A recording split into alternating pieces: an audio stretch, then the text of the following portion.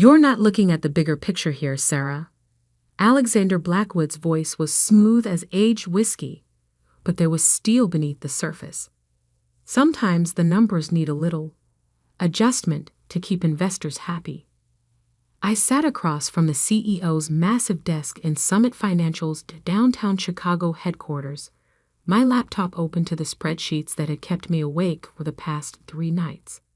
As Chief Financial Officer, I was responsible for every number in those files, and those numbers told a story that made my stomach turn. "These aren't adjustments, Alex," I replied, keeping my voice steady. "This is fraud. We're talking about $2.4 billion in misreported assets." He leaned back in his leather chair, sunlight glinting off his Rolex as he gestured dismissively. "Every major firm does this. It's how the game is played.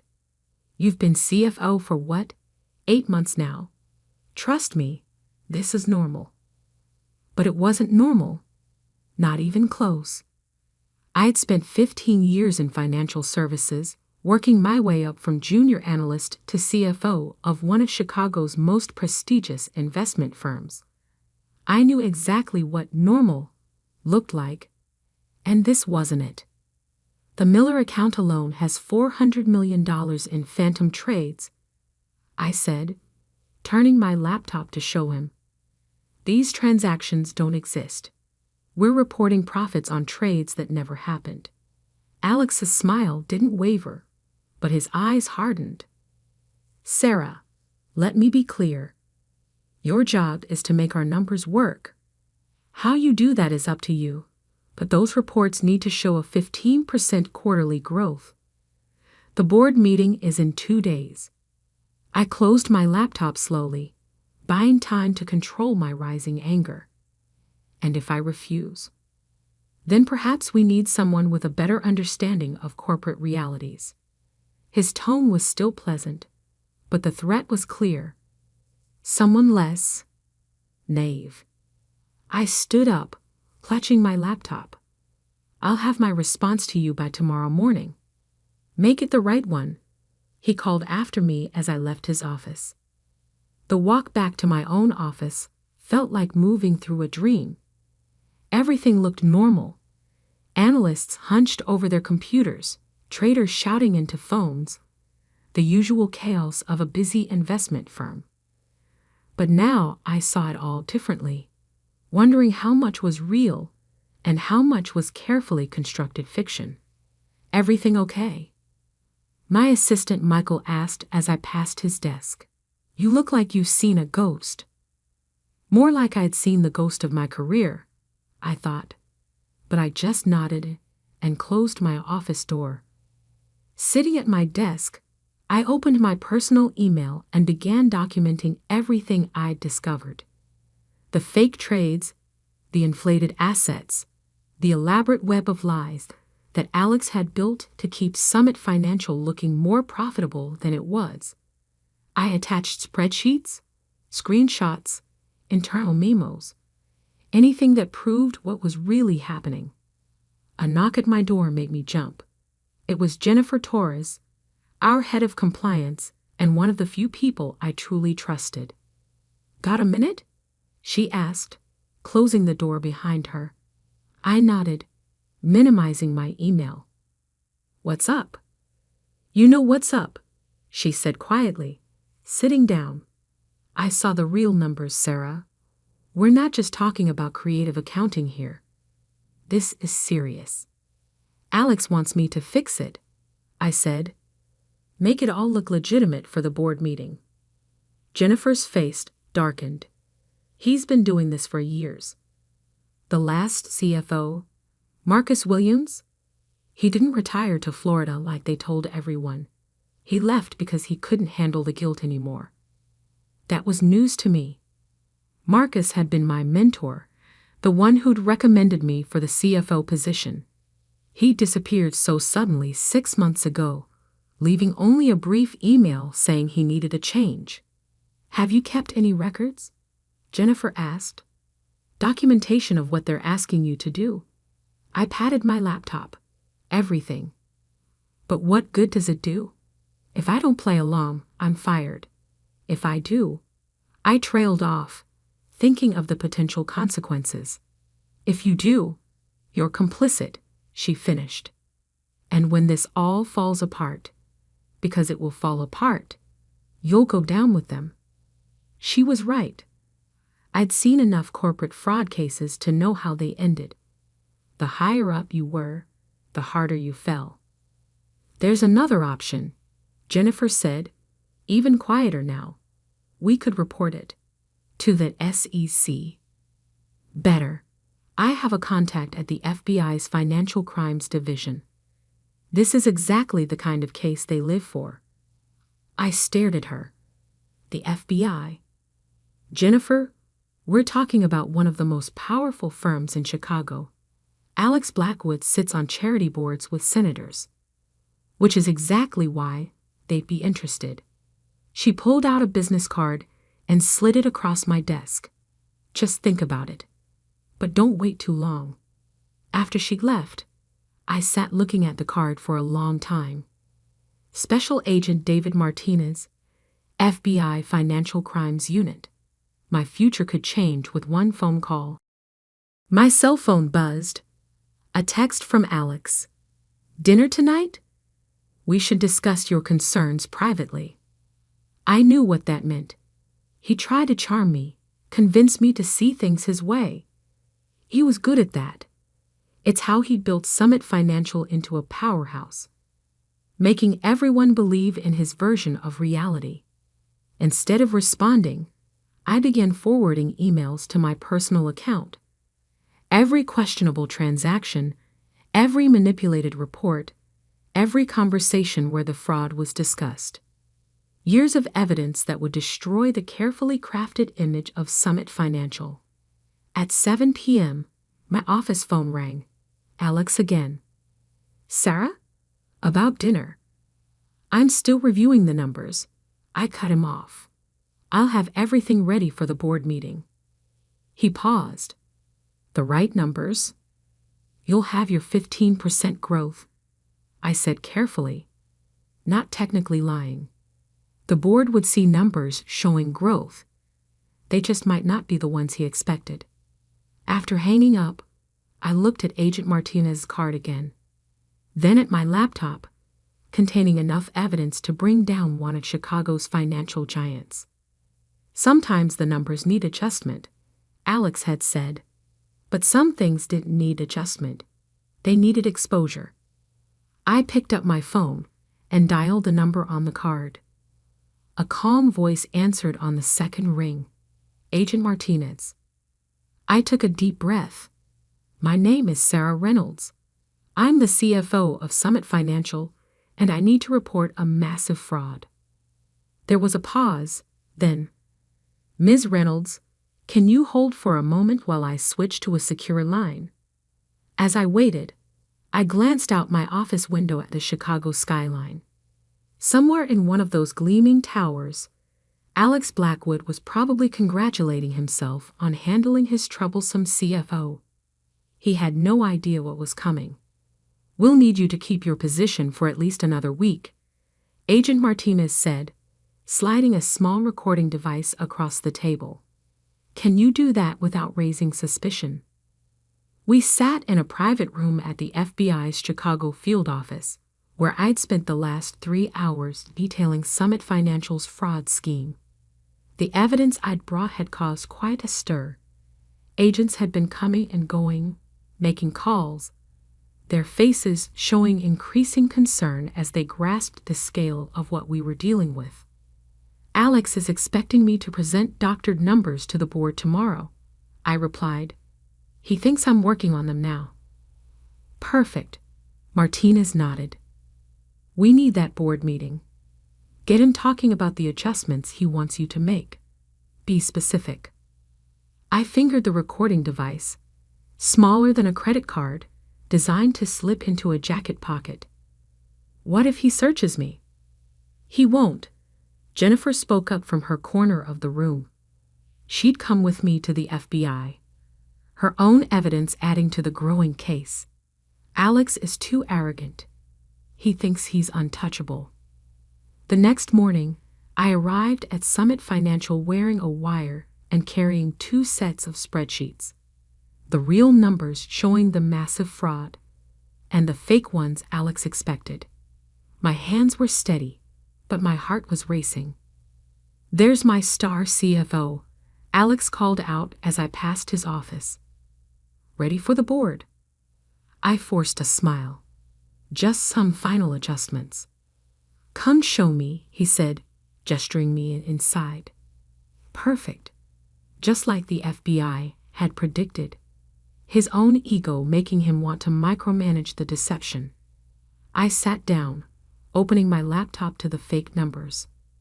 "Walk me through it," he said, coming to stand behind my chair.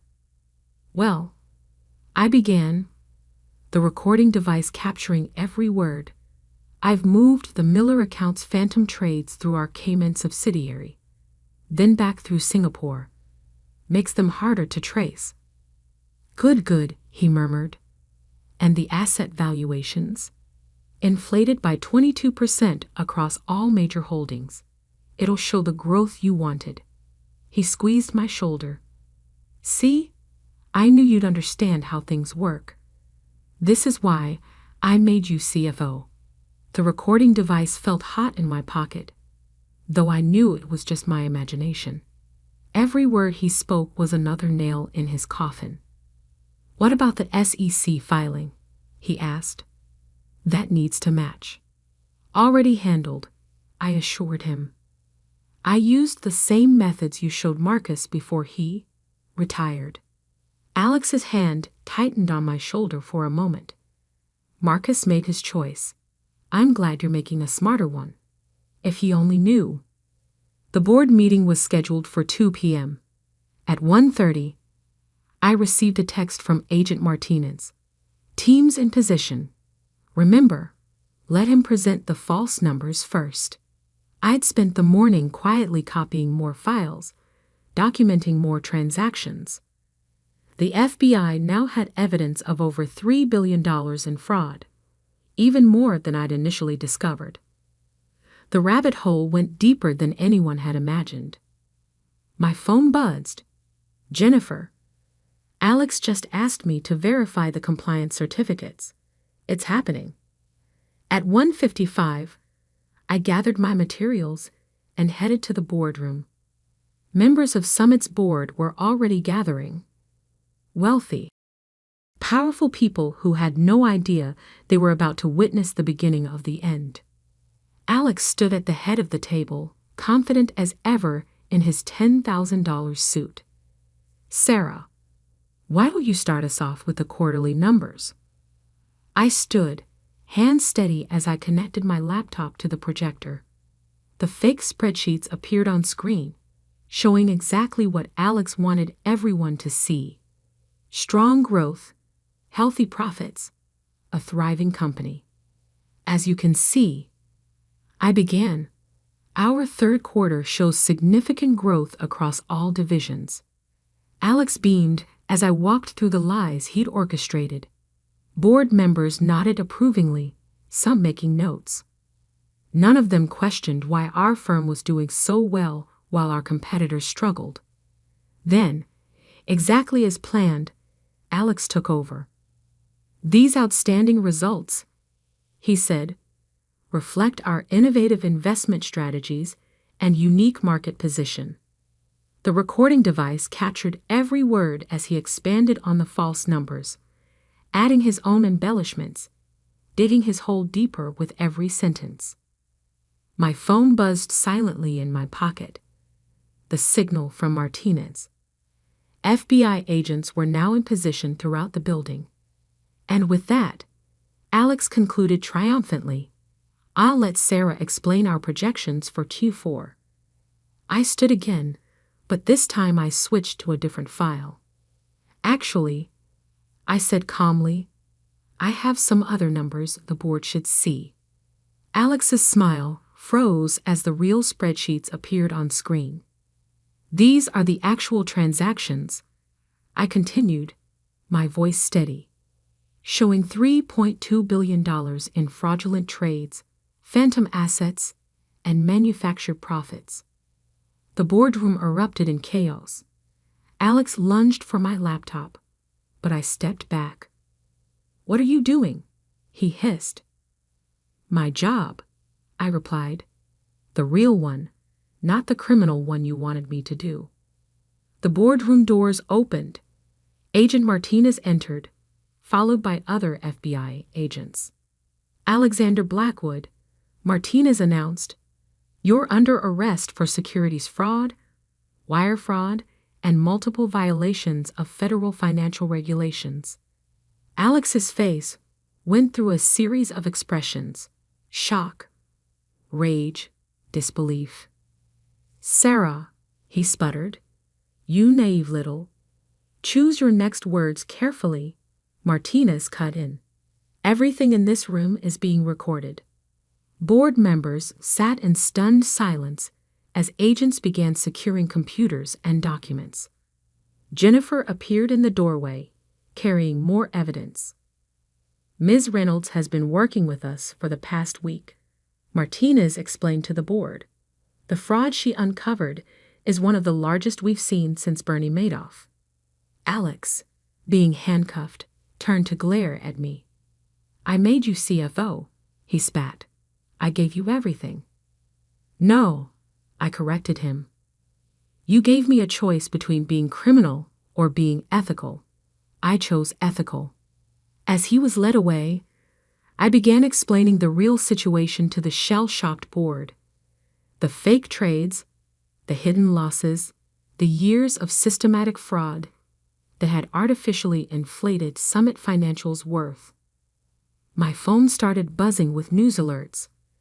FBI raids Summit Financial. Major fraud uncovered at Chicago investment firm. CEO arrested in billion-dollar security scam. Jennifer joined me as the agents continued their work. "You okay?" I nodded, watching Alex being escorted to the office in handcuffs, his perfectly tailored suit suddenly looking like a costume. "Naive," I mused. He kept calling me naive for believing in ethics. And now he's learning about prison ethics. Jennifer smiled grimly. But this was just the beginning. The evidence we gathered would take months to fully process.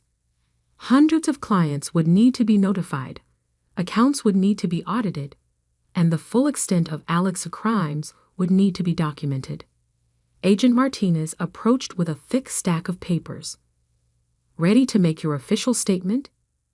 I looked around at the office where I'd worked for so long, now swarming with federal agents. Ready to tell the whole truth. Alex had called me naive for believing in justice. He was about to learn just how wrong he'd been. 6 months after Alexander Blackwood was led out of Summit Financial in handcuffs, I sat in a federal courthouse, preparing to testify at his trial.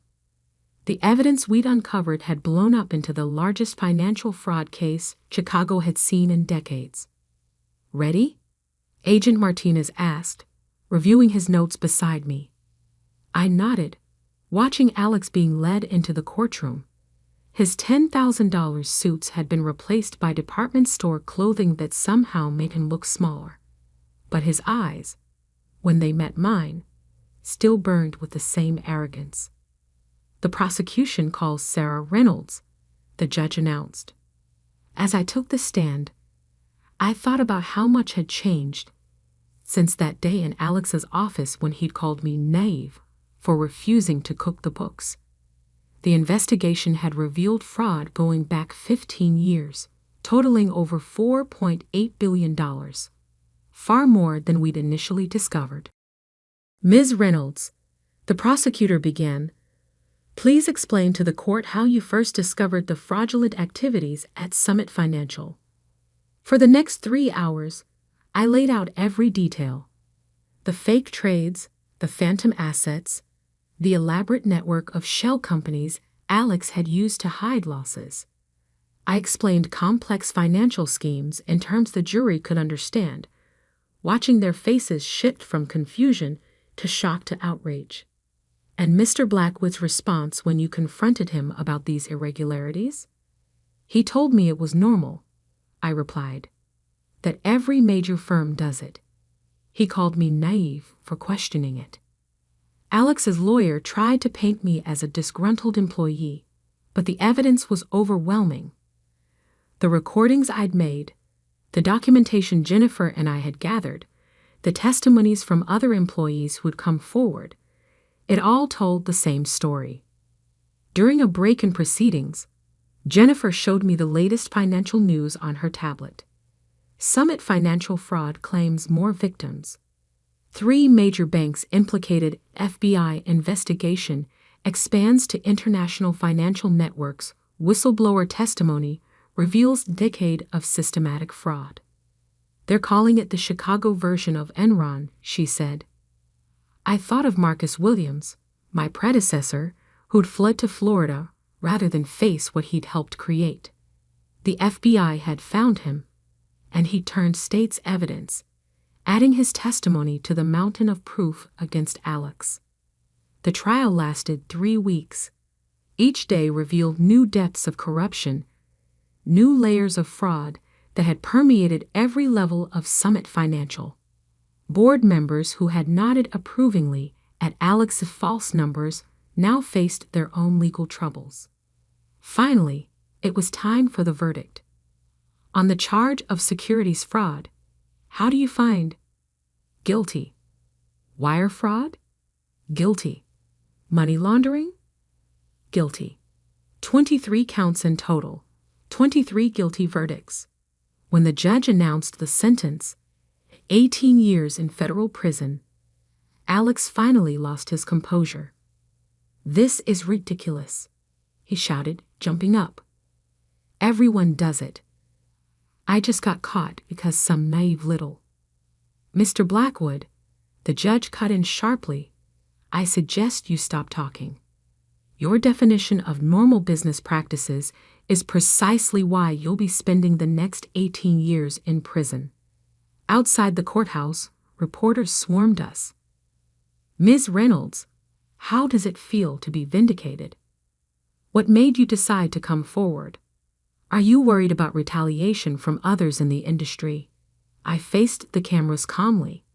I did what any ethical professional should do. The real question is why more people don't speak up when they see fraud. The aftermath transformed the financial industry in Chicago. The SEC launched investigations into several other firms, and new regulations were proposed to prevent similar frauds. Summit Financial itself was dissolved, its legitimate assets sold off to repay defrauded investors. The magnificent office building where Alex had once ruled now housed other companies, the Summit name removed from its facade. A month after the trial, I received an unexpected call from Harvard Business School. They wanted me to give a guest lecture on corporate ethics and the importance of whistleblower protection. Standing in front of those students, I told them the real story, not just the fraud and its discovery, but the moral choice every financial professional eventually faces. There will come a moment, I explained, when someone asks you to cross a line. They'll tell you it's normal, that everyone does it. That's when you have to decide what kind of professional you want to be. The lecture was picked up by major business publications. Soon I was speaking at conferences, consulting with firms on ethical compliance, and helping draft new industry regulations. Not bad for someone naive, Jennifer commented after one such presentation. I smiled, remembering Alex's words. Turns out believing in ethics isn't naive.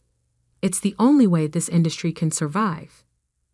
1 year to the day after Alex's arrest, I received a letter from him. The prison return address made me smile. Sarah, he wrote, I still think you don't understand how business really works. But I have to admit, you played it smart. Smarter than me, in the end. I didn't reply. Instead, I framed the letter and hung it in my new office at the Financial Ethics Institute, where I now served as executive director. It served as a reminder that sometimes being naive means being strong enough to stand up for what's right. The press still called occasionally, wanting updates or comments on new financial scandals. They always asked if I regretted coming forward, if the personal cost had been too high. I would think of Alex in his prison cell, of the thousands of investors whose money we'd helped recover, of the young professionals who now had a roadmap for handling ethical dilemmas. The only cost, I would tell them, would have been staying silent. Marcus Williams called me from Florida, where he was serving his reduced sentence for cooperation. "You did what I should have done years ago," he said. "You stood up to him." It wasn't just me, I reminded him. It was everyone who came forward after, everyone who chose truth over comfort. The financial industry was changing, slowly but surely. New compliance protocols were being implemented, inspired by what we'd uncovered at Summit. Young analysts were being trained to spot and report fraud, rather than hide it. One evening, as I was leaving my office, I ran into one of the Harvard students who'd attended my lecture.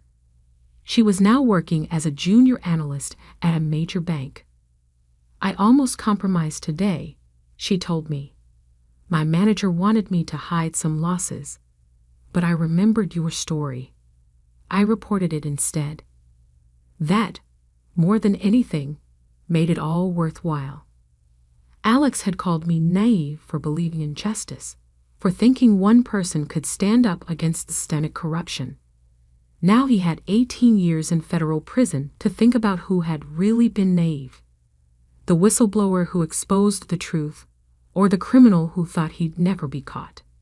As for me, I kept the recording device Agent Martinez had given me, framed alongside Alex's letter and the first newspaper article about the case. Together, they told a story not just about fraud and justice, but about the choice we all face between what's easy and what's right. Sometimes being naive means being brave enough to believe that truth matters, that justice is possible, that one person's stand can change an entire industry. And sometimes, as Alex learned from his prison cell, the people you dismiss as naive turn out to be the ones who bring your empire crumbling down.